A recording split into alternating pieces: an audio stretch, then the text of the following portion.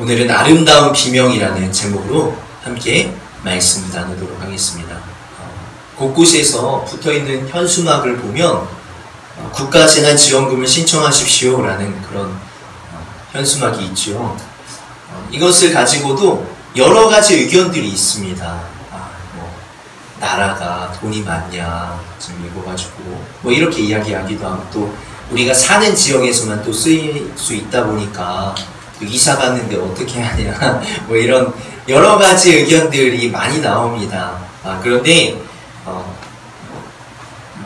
그래도 국가가 4인 기준으로 한 100만원 정도 또 지원을 해주고, 또 그래도 감사한 거지만 100만원 또 써보니까 금방 쓰더라고요. 네, 그런 것도 생각을 하게 되는 것 같습니다. 근데 우리가 국가에서 지원을 해준다고 해도 우리의 삶이 잠시 동안 나아지는 거지, 일시적인 거지 계속해서 나아지는 것은 또 아니라는 생각들이 듭니다. 시편 14편 1절과 2절 제가 세 번역으로 왔는데 뭐라고 써있냐. 어리석은 사람은 마음속으로 하나님이 없다 하는구나.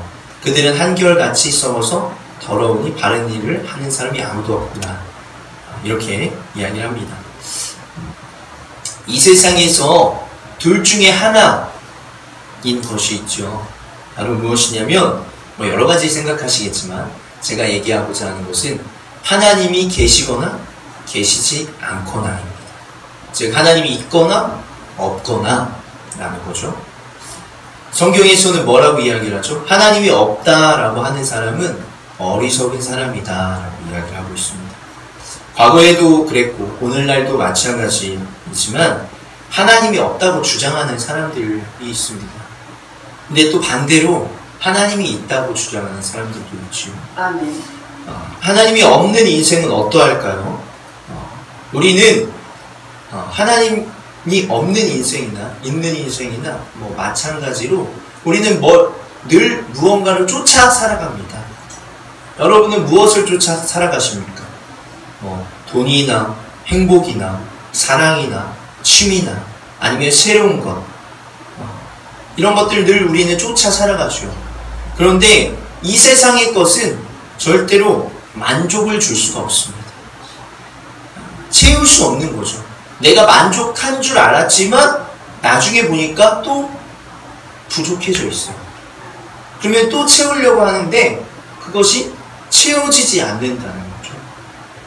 다 마찬가지죠. 돈도 마찬가지고 채운 줄 알았지만 채우지 못하고, 행복도 마찬가지로 순간적으로는 행복한 줄 알았는데 또다시 다른 일들이 일어나면서 행복감을 계속해서 누리지 못하죠. 사랑도 마찬가지고 우리 취미도 마찬가지입니다. 저도 운동을 굉장히 좋아하는데요. 운동을 하면서 느끼는 것은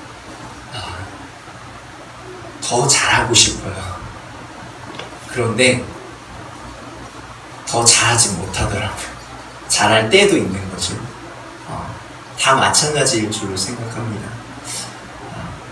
우리의 인생이 하나님이 없다고 생각하면 정말 비참한 인생들이 돼요. 우리가 왜 태어난 것일까요? 무엇 하라고 이 세상을 살아가고 있는 것일까요? 뭐 때문에 여러분들이 그렇게 하루하루 고생하시면서 살아가고 계시나요? 또 우리가 죽으면 어떻게 되는 것일까요? 그냥 한 줌의 죄로 끝나는 것일까요? 반대로 우리가 하나님이 살아계시다고 한번 생각을 해봅시다. 하나님께서는 우리에게 만족을 주십니다. 이 부족을 완전하게 채워주시는 거죠. 이 세상의 것으로 채워질 수 없었던 것을 하나님께서는 채워주세요. 아까 얘기했던 것처럼 우리가 그냥 태어난 것이 아니라 하나님의 계획하심에 따라서 우리가 이 세상에 태어났습니다. 우리가 그냥 태어난 것이 아니라 하나님의 보내심 가운데 이 땅에 태어났다는 것이죠.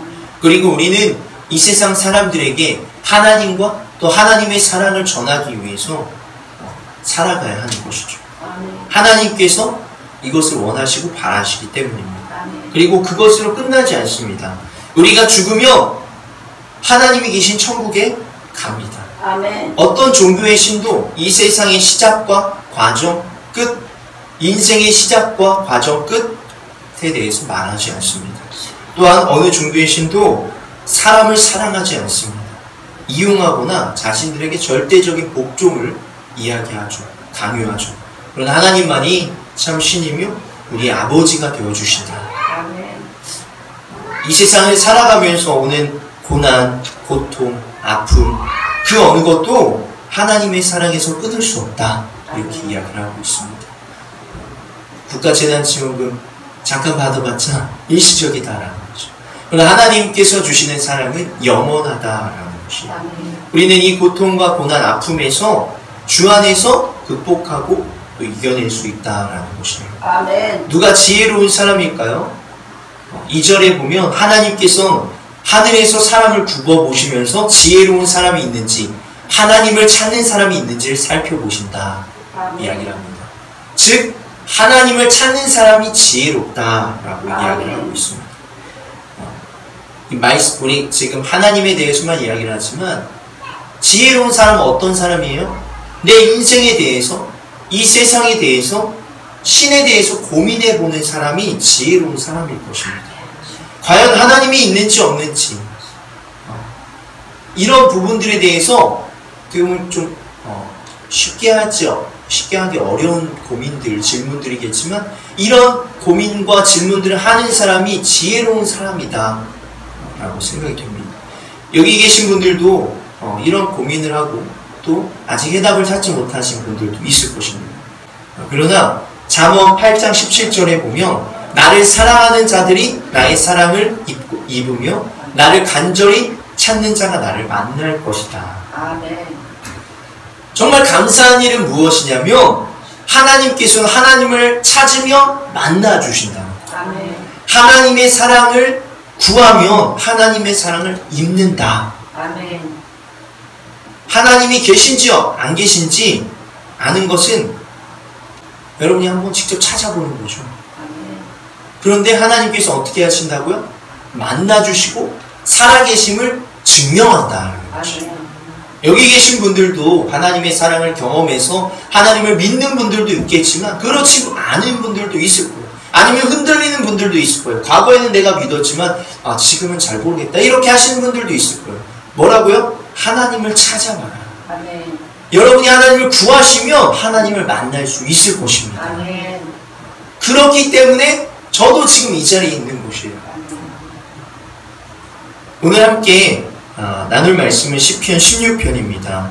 이 시편 16편 여러분 성경 다 있으시죠? 위에 보면 괄호로 제목이 있어요. 다윗의 믹담. 이 믹담이라는 뜻이 믹탐, 이 히브리어로 믹탐이라는 뜻인데 그 뜻이 무엇이에요? 오늘의 제목이 비명이라는 제목이에요. 그 뜻이에요. 비명. 여러분들 언제 비명을 지르죠? 둘 중에 하나죠. 하나는 너무 기쁠 때 비명을 지르기도 해요. 근데 또 언제 비명을 지르죠? 네, 무서울 때, 두려울 때도 비명을 지르죠. 깜짝 놀랐을 때 비명을 지르죠. 오늘 이 성경에서 말하는 비명은 첫 번째 비명입니다. 뭐냐? 다윗이 힘들고 어려운 상황 가운데에서 그것을 극복한 거예요. 이겨낸 거죠. 상황이 바뀐 거예요. 특별한 어떤 위기에서 구원받음으로써 기념하는 그 비명을 이야기하고 있습니다. 즉 구원의 비명이자 기쁨의 비명입니다. 오늘 이 시편 16편의 말씀을 집에 가서 한번 읽어보시기 바라요. 어떻게 하면서? 기쁨으로 소리 지르면서 읽어봐야 생생하게 이 말씀이 여러분에게 전해질 것입니다. 아마 다윗도 그냥 이야기하지 않았을 거예요. 여러분에게 기쁜 일이 무엇인지 잘 모르겠지만 또 어떠한 일에 정말 너무나 들뜨고 설레어서 비명을 지를지 잘 모르겠어요. 그러나 여러분들이 그 상상을 하면서 와 내가 지금 이렇게 됐다 상상을 하면서 이 마음으로 이 성경을 한번 오늘 시편 16편을 읽어보시면 좀 더 생생하게 느껴질 것 같습니다. 아마 다윗도 이렇게 비명을 지르면서 고백을 했기 때문일 것입니다. 그래서 시편에는 총 6개의 믹탐, 이 비명 지르는 게 있는데 모두 다윗의 시입니다. 기억하면서 오늘 다윗이 뭐라고 고백했는지를 한번 3가지로 짧게나마 한번 살펴보았으면 좋겠습니다. 첫 번째는 하나님 나를 지켜주시고 보호해 주십시오 라고 그렇게 고백을 했습니다. 1절과 2절에 보면 하나님이여 나를 지켜주소서 내가 주께 피하나이다. 내가 여호와께 아뢰되 주는 나의 주님이시오니 주밖에는 나의 복이 없다 하였나이다. 주님은 2절에 보면 1절은 다 그냥 보시면 되는데 2절에 여기 복이라는 단어가 있잖아요. 이것을 세번역 성경에 뭐라고 표현하냐면 당신은 나의 주님이십니다. 당신 말고는 좋은 것이 아무것도 없습니다. 이렇게 고백을 하고 있습니다. 즉 복이 좋은 것으로 바뀌어 있는 것을 보게 돼요. 근데 이 고백이 언제예요? 하나님께서 지켜주시고 보호해주신 다음의 고백이에요. 즉 앞으로도 계속해서 나를 지켜주시고 보호해달라고 고백하는 것이고 그러면서 하나님이 정말 나의 주님이고 하나님이 가장 좋습니다. 이렇게 고백하는 것입니다. 다른 말로 표현해 보자면 내 행복은 하나님이십니다. 내 행복의 근원은 하나님이십니다. 나는 하나님으로 인하여서 행복합니다. 이렇게 고백하는 것이에요. 찬양 중에서도 주님 한 분만으로 내가 만족합니다 라는 찬양의 가사가 있습니다. 여러분도 정말 이런 경험을 하셔서 주님 한 분만으로 내가 만족합니다 이렇게 고백하실 수 있는 분들 되시길 간절히 소망합니다. 우리 같이 한번 따라해 볼까요? 주님이 가장 좋습니다. 주님이 가장 좋습니다. 주님 때문에 나는 행복합니다. 주님 때문에 나는 행복합니다. 이 고백이 아멘. 진정한 여러분의 개인적인 고백이 되길 소망합니다. 아멘. 두 번째로는 다윗은 하나님은 나의 기업이 되어 주십니다. 이렇게 고백을 했습니다. 5절에 보면 여호와는 나의 산업과 나의 잔의 소득이시니 나의 분깃을 지키시나이다. 이렇게 표현을 합니다. 이 산업이라는 말은 기업이라는 말입니다. 그리고 나의 잔은 무엇이냐? 내가 먹고 마시는 것을 의미해요. 그러니까 주님이 또 이 분깃은 땅을 의미하는 것인데 이 3가지를 보면 어떤 것을 의미하냐면 주님은 나에게 물질을 주시는 분이다 라는 거예요. 나의 미래를 책임져 주신다 라는 그런 의미로서 또 고백을 하고 있습니다. 시편 16편 5절 세번역에 보면 주님, 주님이야말로 내가 받을 유산의 몫입니다. 주님께서는 나에게 필요한 모든 복을 내려주십니다. 나의 미래는 주님이 책임지십니다. 이렇게 고백을 하고 있습니다. 주님이 우리의 물질을, 우리의 삶을 이 육적인 부분들을 이야기하는 것이에요. 이 부분들을 주신다라는 것이에요. 우리의 인생에 있어서 물질, 여러분의 육적인 것, 건강 굉장히 중요한 부분을 차지하죠. 그런데 이 부분까지도 하나님께서는 책임져 주신다라는 것이에요.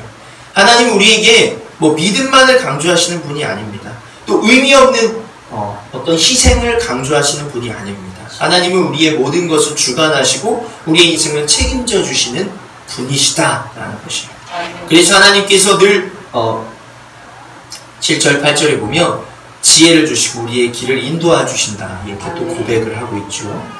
그래서 이 7절과 8절을 세번역에 보면 주님께서 날마다 좋은 생각을 주시며 밤마다 나의 마음에 교훈을 주시니 내가 주님을 찬양합니다. 주님은 언제나 나와 함께 계시는 분, 그가 나의 오른쪽에 계시니 나는 흔들리지 않습니다. 그렇게 고백을 하고 있습니다. 어떤 목사님이 제가 들었던 이야기 중에 굉장히 신선한 그런 이야기가 있었습니다. 그리스도인들이 왜 물질적으로 축복을 못 받느냐 이러면서 이야기를 하시는데 우리가 주일을 주일답게 보내지 않기 때문이다 이렇게 이야기를 하더라고요.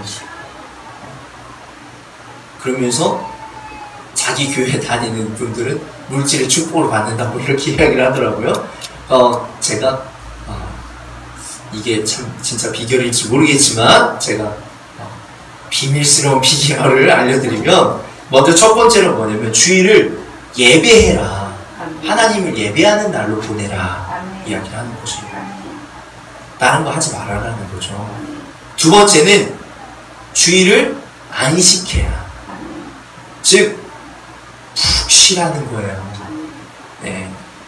일주일 내내 30일 동안 한 달 내내 일하는 사람하고 주의를 쉬면서 또 나머지를 최선을 다해 사랑하는 사람하고 차이가 나는 건 아시죠? 네. 뭐 열심히 나무 도끼질 하는 사람보다 쉬고 또 집중해서 하고 이런 게 더 도끼질 잘한다. 뭐 이런 내용들 여러분 더 잘 아실 거예요. 그래서 주의를 완전히 쉬라는 거예요. 푹 쉬면서 다시 회복하라는 거죠. 뭐 저 같은 경우는 뭐 월요일 날로 푹 쉬어라 뭐 이렇게 이야기하기도 하는데 저도 좀 그러려고 노력을 많이 합니다. 그렇게 하고 세 번째는 무엇이냐? 이게 핵심 포인트예요. 쉬면서 여러분 자신들을 돌아보라. 일주일을 돌아보라. 나의 기업을 돌아보고 나의 직장을 돌아보고 나의 사업을 돌아보라. 더 어떻게 발전해야 되는 것인지 더 어떻게 나아가야 되는 것인지 돌아보라는 거예요. 그냥 의미 없이 일하지 말라는 거예요. 아무 생각 없이 그냥 일만 하지 말고 더 효율적으로 더 발전적으로 어떻게 해야 될지를 돌아보면서 오늘 말씀 뭐라고요? 하나님께서 주시는 좋은 생각, 좋은 교훈으로 내 인생을 돌아보라는 거죠. 그러면서 흔들리지 않는 삶을 살아가라. 아까 미래를 책임지신 하나님께 맡기면서 살아가라. 이렇게 이야기를 하고 있었습니다. 뭐 물론 제가 이 말씀에 완전히 다 동의하는 것은 아니지만 그래도 여러분들이 이것을 참고하면 참 좋을 것 같다라는 생각이 듭니다. 그래서 여러분들 주님께서 우리와 함께 하심을 믿고 우리의 곁에 계심을 기억하시면서 어떤 상황이 오더라도 흔들리지 아니하시는 귀한 분들 되시길 소망합니다. 우리 한번 같이 고백해볼까요? 주님 지혜를 주세요. 주님 지혜를 주세요. 나에게 필요한 복을 주세요. 나에게 필요한 복을 주세요. 네. 우리 마지막으로는 세 번째는 하나님은 우리의 기쁨이 되십니다. 하나님 때문에 감사하고 기쁘다는 거예요. 여러분 하나님 때문에 감사하고 기뻐하십니까? 이 하나님께서 나를 지켜주시고 보호해주시고 나에게 필요한 복을 주시기 때문에 우리가 하나님으로 인하여서 기뻐하고 감사할 수 있다는 것이에요. 이 고백을 똑같이 다윗도 하는 거예요. 9절 10절에 보면 이러므로 나의 마음이 기쁘고 나의 영도 즐거워하며 내 육체도 안전하게 살리니. 지금 뭘 얘기하고 있어요? 내 마음, 영과 혼과 육이 다 기뻐한다. 이렇게 표현을 하고 있는 것입니다. 그러면서 또 구체적으로 왜 기뻐요? 주님께서 거룩한 자를 멸망시키지 않을 것이다. 즉, 이 앞에 있는 내용을 살펴보면 주님께서 믿는 자들에게 구원을 베풀어 주실 것이기 때문이다. 이 것이에요. 그러면서 11절에 이렇게 고백하는 거죠. 주께서 생명의 길을 내게 보이시리니 주의 앞에는 충만한 기쁨이 있고 주의 오른쪽에 영원한 즐거움이 있나이다. 아멘. 이 말씀 암송에도 너무나 좋은 말씀이죠. 그런데 생명의 길을 보이신다고 했잖아요. 이 생명의 길을 원어적으로 보면 뭐라고 볼 수 있냐면 인생을 살아가는 방법이라고 표현할 수 있어요. 즉 인생을 살아가는 방법을 내게 보이셨다. 그러니까 인생을 살아가는 방법을 내게 보이시니까 내가 너무 기쁘고 즐겁고 영원히 즐거움 가운데 있길 소망합니다. 이렇게 고백을 하고 있는 것입니다. 세 번역에 주님을 모시고 사는 삶의 기쁨이 넘칩니다. 주께서 내 오른쪽에 계시니 이 큰 즐거움이 영원토록 이어질 것입니다. 이렇게 이야기를 하고 있습니다. 주 안에서 참된 기쁨을 누리시는 분들 되시길 간절히 소망합니다. 한번 같이 고백해 보겠습니다. 주님 때문에 기쁩니다. 매일매일이 즐겁습니다. 참 어려운 고백이긴 한데 이 고백대로 되시길 간절히 소망합니다. 말씀을 마무리합니다. 이 세상에 정말 수많은 사람들이 있죠. 그러나 하나님을 믿는 자와 믿지 않는 자가 있습니다. 요한복음 16장 33절에 보면 맨 마지막에 너희가 환난을 당하나 담대하라 내가 세상을 이기었노라. 하나님께서 우리를 지켜주시고 보호해주시고 물질도 주시고 구원하여 주신다. 이렇게 말씀하십니다. 하나님과 늘 동행하는, 늘 함께하는 인생이 되시길 소망하며, 하나님과 함께하면서 너무 기뻐서 비명을 질렀던 다윗과 같이 여러분도, 우리들도 정말 기쁨의 비명, 기쁨의 아름다운 비명을 지르는 여러분들이 되시길 간절히 소망합니다. 아멘. 아멘.